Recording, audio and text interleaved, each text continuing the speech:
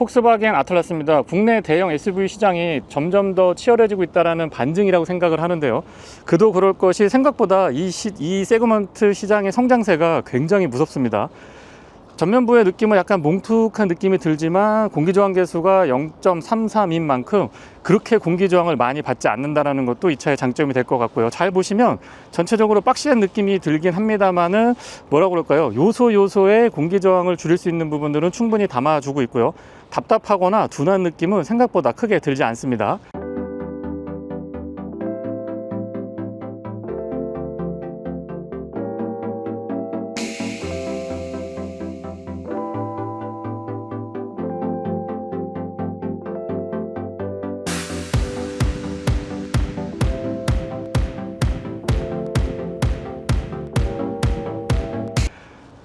투아렉에서 봤던 좀 꽉 짜여진 느낌보다는 약간의 여유로운 느낌들이 전달이 되는데요. 그러면서도 캐릭터 라인 같은 것들은 굉장히 날렵하고 날카롭게, 그러면서도 세련된 느낌들을 잘 담아주고 있습니다. 테일라이트가 글쎄요, 저는 이제 두 번째 이 차를 보게 되는데요, 좀 과하다는 느낌이 살짝 들기는 하는데 호불호가 어떨지는 잘 모르겠습니다. 하지만 테일라이트 안쪽의 디테일만큼은 최근 폭스바겐의 그 느낌 그대로를 잘 살려주고 있습니다. 범퍼 하단부의 디테일도 기본기에 충실한 느낌인데 이미테이션 형태로 이렇게 크롬으로 테일파이프 커버를 메꿔주고 있거든요. 근데 아래쪽에 이렇게 보시면 양쪽으로 바닥을 향해서 머플러가 자리 잡고 있기는 합니다. 위쪽에 스포일러도 큼직하게 잘 자리하고 있는데 와이퍼는 위로 올려서 좀 숨겨줬으면 어떨까 싶은 생각을 개인적으로 해보게 되고요. 주유구 커버는 푸시 타입이고 안쪽의 캡은 생각보다 많이 돌리지 않아도 되기 때문에 사용이 편리한 장점이 있습니다. 전동 테일게이트는 폭스바겐 가운데, 엠블럼 가운데 L 로고 여기를 살짝 누르면 열리고요. 속도나 소음 같은 것들 적당하고 뒤쪽 공간의 여유도 꽤 좋은 편입니다. 바닥 공간도 사용할 수 있게끔 배려를 잘 해놨기 때문에 이런 부분에서 확장성이나 다양하게 활용할 수 있는 용도에 맞춰서 쓸 수가 있고요. 3열 등받이를 접었을 때의 공간인데요, 사실 이 정도만 해도 충분하거든요. 차박이나 솔캠 즐기시는 분들한테 부족함 없고요. 2열 등받이까지 풀플랫으로 접게 되면은 다른 거 없이 그냥 이 자체로도 차박 솔캠 충분히 즐기실 수 있을 걸로 봅니다. 위쪽에 수동 손잡이 그리고 전동 테일게이트는 버튼으로 닫을 수가 있고요. 시트 메모리는 2개까지 가능하고요. 마사지 기능 포함되어 있습니다. 럼버 서포트 4A 전동 기본 적용되어 있고요. 조수석 시트도 4A 럼버 서포트를 비롯한 풀 전동 지원되고 있고요. 위에 보시면 메모리는 안 되지만은 마사지 기능 포함되어 있습니다. 시동은 버튼 타입이고요.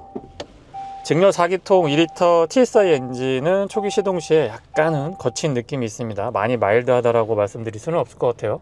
클러스터의 구성은 10.25인치 들어가 있는데요. 글쎄요, 차량 이 가격대를 생각을 해보면, 가격대도 그렇고 이 크기 생각을 해보면 조금 더 큰 12.3인치 정도는 들어가 있어야 되는 게 아닌가, 그런 생각을 해보게 됩니다. 방향지시등 들려드려 보고요. HUD도 적절하게 자리 잡고 있긴 한데요, 크기는 클러스터도 그렇고 HUD도 그렇고 조금 더 키워줬으면 더 좋지 않을까 싶은 생각을 해보게 되고요. 스티어링 휠 좌측에는 어댑티브 크루즈 컨트롤에 관련된 기능들, 우측에는 인포테인먼트에 관련된 기능들 들어가 있고요. 클러스터 전체를 내비게이션으로 연동해 가지고 이렇게 띄워주는 이런 기능들도 꼼꼼하게 잘 챙겨두고 있습니다. R라인의 R 로고 선명하고요. D컷이라서 좀 스포티한 느낌들이 있습니다. 그립은 최근 폭스바겐 다른 차량들과 같고요. 메인 디스플레이 크기는 적당합니다.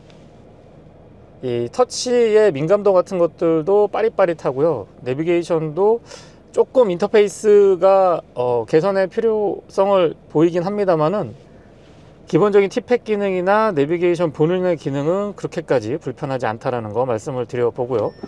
후진했을 때 카메라가 어떠냐라고 물어보시는 분들이 좀 계셨는데요. 카메라 성능이 그렇게 썩 좋지는 않습니다. 지금 햇빛이 비치고 쨍쨍한 낮 시간인데도 보시는 것처럼 약간 뿌연 느낌 가지고 있고요. 카메라도 개선의 여지가 있어 보이기는 합니다. 온도 조절은 여기에서 이렇게 슥슥 햅틱 타입으로 밀어서 해도 되고 터치 타입으로 해도 되고요. 볼륨 컨트롤도 마찬가지입니다. 사운드 시스템은 하만 카돈인데요. 한번 들어볼게요.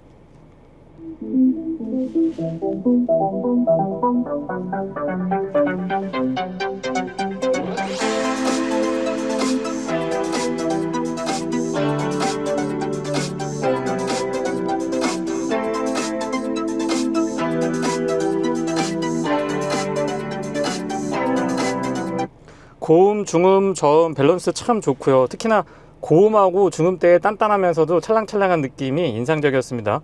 생각보다 울림통이 좋은데요?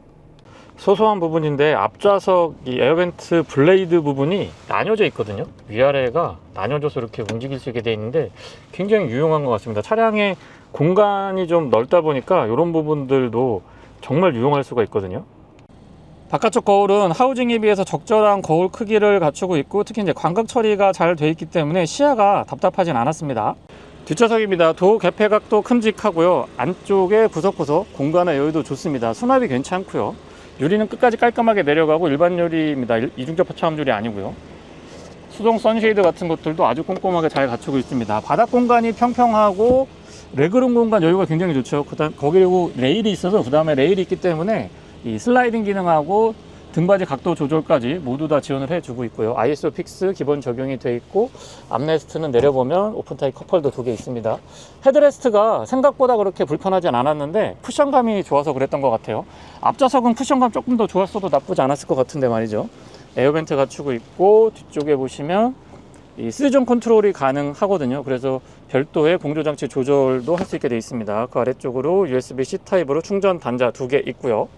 3열로 진입할 때는 이 정도의 공간이 확보가 되거든요. 이 위에 레버를 잡아 올려보면은 들리면서 앞으로 밀리거든요. 그래서 이런 공간이 확보가 됩니다. 좌석 자체도 적절하게 잘 배치가 되어 있고요. 특히나 이 무릎 공간이나 발 공간, 그리고 엉덩이 부분을 내려가고 이 허벅지 앞쪽이 살짝 올라오게끔 각도도 적절하기 때문에 앉았을 때 불편하지 않았고요. 다만 등받이 각도가 조금 짧기 때문에 헤드레스트는 위로 많이 치켜 올려줘야 됩니다. 측면에 이 수납 공간 같은 것도 꼼꼼하고, 에어벤트 그리고 창도 그렇게 작지 않기 때문에 뒤에 앉았을 때 답답한 느낌이 크지 않았습니다. 뒤쪽에서 앞쪽을 이렇게 바라보면은 수평 중심의 안락하고 편안한 느낌, 그리고 여유 있는 이 공간감 같은 것들을 아주 잘 표현해준 그런 실내 구성인 것 같습니다. 차량 크기가 조금 있는 편이기 때문에 좁은 골목길이나 좀 복잡한 도심에서 약간 부담스러울 거다라고 생각을 했는데, 크기는 물론 큽니다. 크기는 물론 큰데 생각보다 시트 포지션이라든가 이 주변에 좀 이렇게 탁 트여 있는 듯한 시야 확보가 좋기 때문에 그렇게까지 부담스러운 시트 포지션이나 이 컨트롤은 아니네요. 토크밴드 자체가 저속 구간에서부터 저 RPM부터 고 RPM까지 좀 폭이 넓거든요. 그러다 보니까 디젤 엔진만큼은 아닙니다만 전체적으로 힘에 있어서의 여유가 부족하거나 덜 부드러운 그런 질감도 아니네요. 초기 시동 시에는 4기통 2리터 디젤 가솔린 터보 엔진 특유의 약간의 거침 같은 것들이 느껴졌는데요. 일단 차량이 움직이고 나면 부드럽게 동작합니다. 과속 방지 턱 지금 연속해서 넘어보고 있는데요. 좀 쫀쫀한 편이에요. 서스펜션 세팅이. 우리 부드러운 쪽과 하드한 쪽으로 놓고 보면은 중간에서 약간 하드한 쪽에 가깝다고 말씀드릴 수가 있는데, 그렇다고 뭐 허리에 부담이 오거나 불편한 승차감을 주는 그런 셋업은 아닙니다.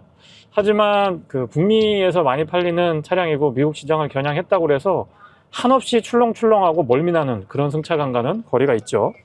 안드로이드 오토, 애플 카플레이 무선으로 연동되는 거는 굉장히 좋았는데요. 지금 보시는 것처럼 이 맵인 클러스터라고 하던가요? 클러스터 안쪽에 맵을 띄워주는 이 맵은 순정 맵만 띄울 수가 있지, 지금 안드로이드 오토나 애플 카플레이로 팀에 연결했을 때 연동은 안 됩니다. 대신에 HUD에 길 안내하는 부분은 안드로이드 오토나 애플 카플레이 무선으로 연동됐을 때 그 맵에 길 안내 정보를 요약해서 띄워주고요. 어댑티브 크루즈 컨트롤은 완전히 정차했다가 재출발하는 것까지 지원을 해주고 있고요. 앞차와의 거리 조절은 총 4단계로 이루어져 있습니다. 단계마다의 간격 유지는 정확해서 좋았는데요. 가속하고 감속을 놓고 보면 가속에 비해서 상대적으로 감속할 때의 이 느낌이 평상시 제 운전하고는 살짝 거리가 있긴 했습니다. 연비는 복합 기준으로 리터당 8.5km고요. 도심에서는 7.6, 고속도로에서는 10.1km인데 100% 도심 주행만 했을 때는 6.7에서 7.5? 8km 잘 안 나왔던 것 같아요. 7km 중반 정도까지 조금 연비가 나온다 싶으면 그 정도고요. 평균적으로는 6km 후반에서 7km 극초반 정도의 연비를 보여줬습니다. 이 부분은 제한된 시승이기 때문에 추후에 조금 더 여유 있게 차량을 시승할 때 다시 한번 측정해 보도록 하겠습니다. 직렬 4기통 가솔린 2리터 터보 엔진 TSI 엔진인데요. EA888 EVO4 엔진이죠. 아우디 폭스바겐 그룹에서 범용 엔진이라고 할 수 있는 몇 가지 엔진들이 있는데, 그 중에 대표적인 엔진이 지금 아틀라스에 장착되어 있는 이 엔진이 아닐까 싶습니다. 273마력에 37.7kg 폴스미터의 토크를 발휘하고 있는데요. 8단 미션과의 매칭도 괜찮고요. 이 차량 자체가 덩치에 비해서는 또 그렇게까지 무겁다고 볼 수는 없거든요. 어쨌거나 2톤이 넘어가긴 합니다만은 그래도 그렇게까지 육중한 중량이라고 보기는 어려울 수도 있기 때문에 딱 여기까지인 것 같아요. 여기서 차량의 무게가 조금 더 나가거나 엔진의 힘이 조금만 약했어도 아 이거 뭔가 좀 매칭이 어색하다, 뭐 힘이 좀 부족하다 이렇게 얘기를 할 수가 있을 것 같은데 이 정도까지는 괜찮습니다. 드라이브 모드는 지금 6가지 준비가 되어 있는데요. 에코, 컴포트, 스포츠, 인디비듀얼, 오프로드, 스노우 이렇게 있습니다. 에코랑 컴포트는 글쎄요, 제가 느꼈을 때는 약간 이 모드를 보지 않고 그냥 이렇게 보게 되면은 잘 구분이 안 갈 것 같은 그 정도의 차이였지만, 스포츠 모드는 나머지 2개의 모드랑 차이가 극명했습니다. 이 엔진 회전 질감 같은 경우도 스포츠 모드에서는 조금 더 카랑카랑한 느낌을 전달해 주는데요. 이런 부분들은 큼직한 대형 SUV, 뭐 온 가족을 위한 패밀리카라고 할 수 있겠습니다만은 아빠들의 이 잠깐 달리는 그런 운전의 재미도 놓치지 않으려고 노력한 모습을 엿볼 수가 있고요. 스티어 반응은 글쎄요, 약간 전륜구동 특유의 스티어 반응이 느껴지긴 합니다만은 폭스바겐의 포모션이 적절하게 이 구동력 배분을 해주고 그립 컨트롤을 빠릿빠릿하게 잘 해주니까 일반인 분들이 일상에서 주행을 하시면 그냥 거의 뭐 뉴트럴하다라고 이야기해도 되지 않을까라는 생각을 해보게 되고요. 앞쪽에는 WC1, 뒤쪽에는 멀티링크 서스펜션 구조를 갖추고 있는데 날카로움까지는 아니지만 그래도 조금 쫀쫀하고 차량이 크고 약간의 바운싱이 있는 차량의 셋업을 감안했을 때는 스티어링 휠의 반응 같은 것들이 되게 좀 정직하다고 그럴까요? 예, 그런 부분들도 만족스러웠고요. 1열하고 2열은 크게 승차감 차이가 없고요. 3열은 1열, 2열에 비해서 조금 이 뒤쪽에서 올라오는 공명음 같은 것들이 도드라지긴 합니다. 이제 그도 그럴 것이 측면에 이중접합 차음유리가 쭉 돼 있었으면은 훨씬 덜 했을 것 같은데 그냥 다 일반 유리거든요.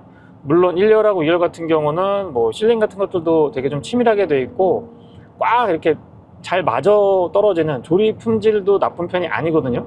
그래서 전체적으로 풍절음이나 공명음에 대해서는 크게 신경 쓰지 않아도 될 것 같습니다만 3열은 예, 조금 울리는 그 특유의 SUV 특유의 울리는 소리 같은 것들이 도드라지는 그런 경향이 있었습니다.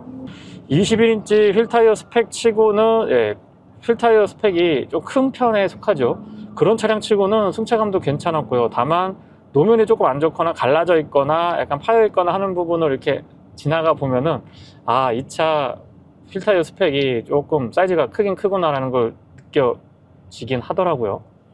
하지만 일상에서 봤을 때는 크게 너무 소프트하거나 너무 타이트하거나 하지도 않고 누구라도 편안하게 적응할 수 있는 그 정도의 승차감이라고 말씀을 드려볼게요. 네, 차도현님하고 같이 시승을 하고 있는데 2열 승차감 어떠세요? 승차감 생각보다 괜찮은 것 같아요. 괜찮은 것 같아요? 네, 저는 사실 2열 승차감 크게 기대는 안 했거든요. 이게 막 엄청나게 컴포트하고 막 그런 느낌은 아니잖아요. 그렇죠. 근데 운전할 때도 막 출렁이는 느낌이 없었는데 뒤쪽에서도 오히려 좀 쫀쫀하게 잡아주다 보니까 멀미가 하나도 안 나더라고요. 그래요? 네, 저 뒷좌석에 사실 잘 못하거든요. 근데 생각보다 승차감 좋고 공간이 일단 되게 좋은 것 같아요. 소음이나 진동 같은 것들은 어때요? 좀 시끄럽진 않나요?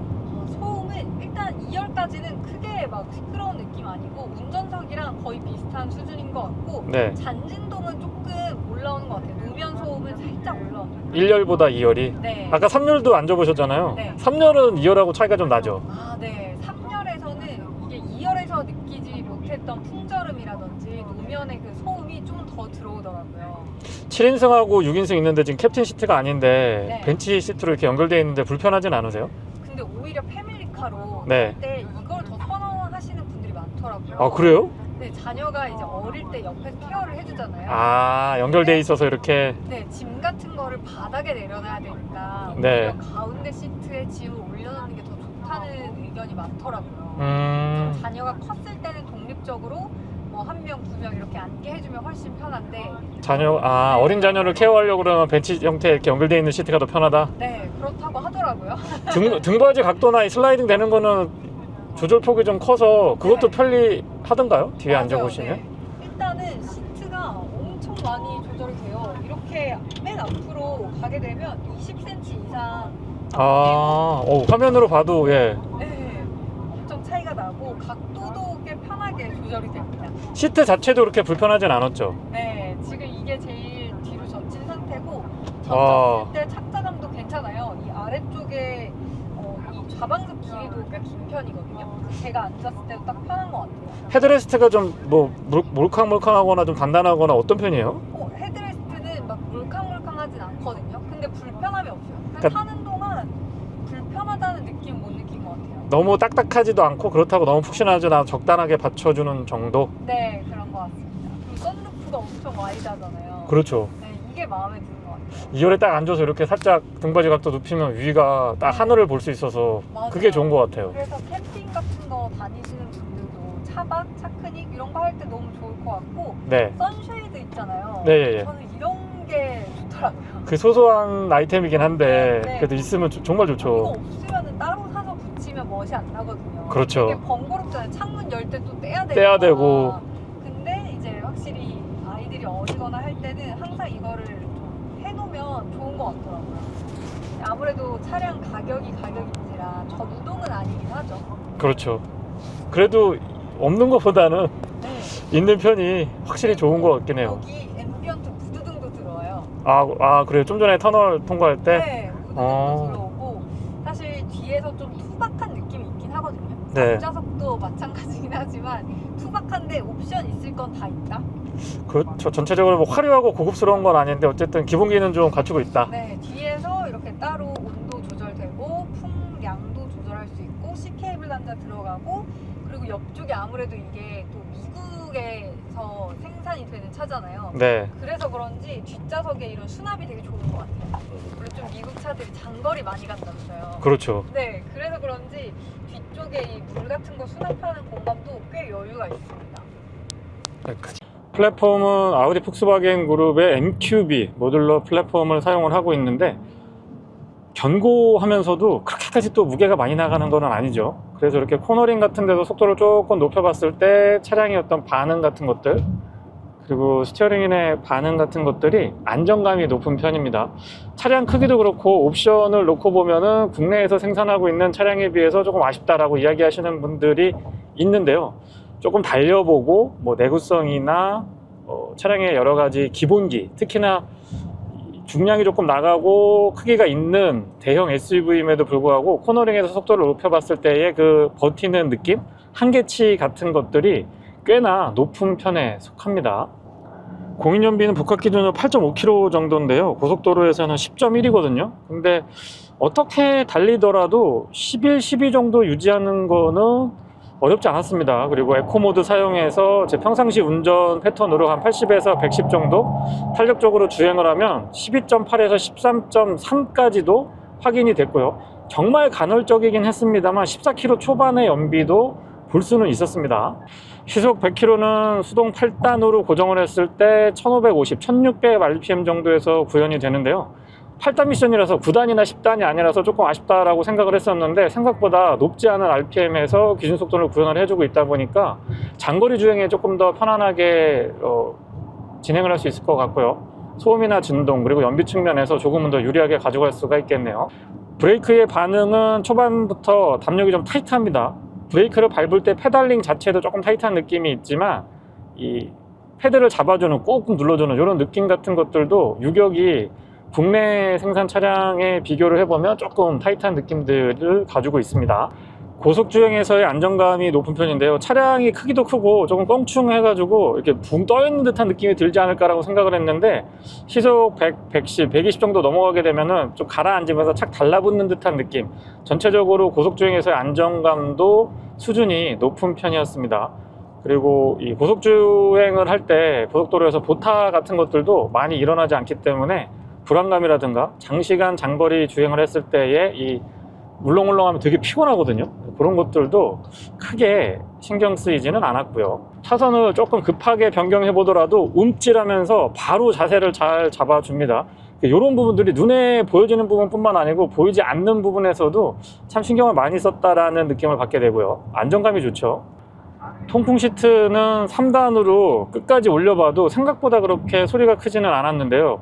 오히려 공조 장치는 조금 바람의 세기를 한 약에서 중 정도로만 끌어올려 봐도 팬 돌아가는 소리가 좀 도드라지는 것 같긴 했습니다. 스포츠 모드에서 킥다운 같은 거 해보면 약간의 터보렉 같은 게 느껴지긴 합니다만은 쭉쭉 뻗어나가는 회전 질감 같은 것들은 좋습니다. 다만 덩치도 대형 SUV 좀 큼직하고요. 어쨌든 공차 중량 2톤이 넘어가는데 힘이 차고 넘치려고 하기에는 엔진의 전체적인 이 토크밴드라든가 구성 자체가 조금은 아쉬울 수 있다는 점 말씀을 드리는데요.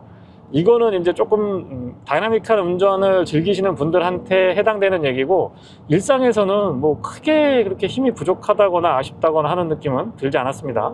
풍절음이나 공명음도 공명음이지만 노면에서 올라오는 타이어 마찰량 같은 것들에도 귀를 기울여 보면은 생각보다 이 억제가 좀 잘 돼 있는 것 같아요. 기타 노면에서 올라오는 뭐 기분 나쁜 울림음이라든가 잡다한 소리 같은 것들에 대한 대응도 좋고요. 뭐라 그럴까요? 이 차를 처음 제가 접하게 됐을 때 독일에서 생산된 골프, 뭐 5세대, 6세대, 7세대 모델들을 보다가 파사트가 예전에는 그 유럽에서 생산되는 차량이 오다가 좀 크고 디자인이 많이 바뀌어서 국내에 소개가 된 적이 있었거든요. 조금 시간이 지난 얘기지만 그때 그 느낌 같아요. 타이트하고 좀 몸에 잘 맞는 핏한 그런 느낌의 파사트를 2.0 TDI 같은 거 막 보다가 이렇게 좀 꽁충하고 커졌는데 TSI 엔진이 들어간 거는 반가운 일입니다만 어쨌든 좀 약간 어색하다라는 느낌? 그거는 그 당시에 제가 받았던 느낌하고 투아렉이나 티구안 같은 차량을 타다가 이 아틀라스를 탔을 때의 느낌이 그런 차이가 좀 느껴지는 것 같아요, 상대적으로. 그래서 생산된 골프, 뭐 5세대, 6세대, 7세대 모델들을 보다가 파사트가 예전에는 그 유럽에서 생산되는 차량이 오다가 좀 크고 디자인이 많이 바뀌어서 국내에 소개가 된 적이 있었거든요. 조금 시간이 지난 얘기지만 그때 그 느낌 같아요. 타이트하고 좀 몸에 잘 맞는 핏한 그런 느낌의 파사트를 2.0 TDI 같은 거 막 보다가 이렇게 좀 꽁충하고 커졌는데 TSI 엔진이 들어간 거는 반가운 일입니다만 어쨌든 좀 약간 어색하다라는 느낌? 그거는 그 당시에 제가 받았던 느낌하고 투아렉이나 티구안 같은 차량을 타다가 이 아틀라스를 탔을 때의 느낌이 그런 차이가 좀 느껴지는 것 같아요, 상대적으로. 네, 이상 폭스바겐 아틀라스 2.0 TSI 모델의 시승기를 마치겠습니다. 고맙습니다.